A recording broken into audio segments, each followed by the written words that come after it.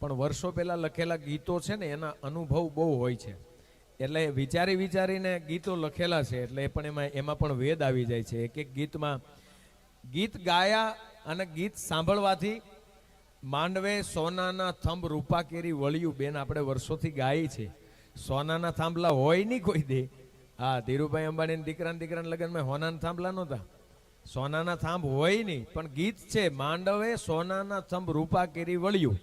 સોનાના સ્તંભ એટલે બે વેવાય જ્યારે એક પારિવારિક એકબીજાના સંતાનો દાંપત્ય જીવનમાં પગલા માંડે, બે વેવાય છે એ સોનાના સ્તંભ જેવા વેવાય હોય છે.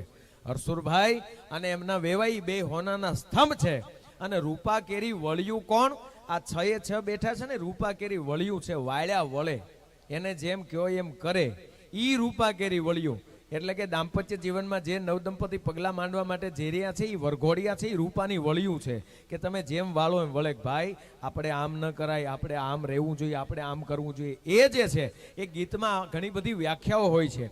એટલે વિશેષ અહીંયા કોઈ સાહિત્યનો મારો વિષય છે, પણ અત્યાર પ્રોગ્રામ સાહિત્યનો નથી.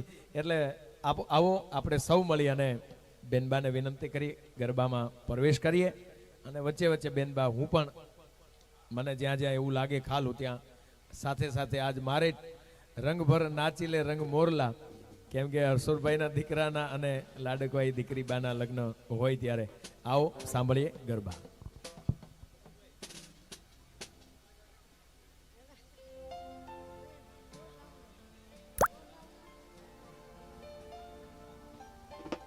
Mm-hmm.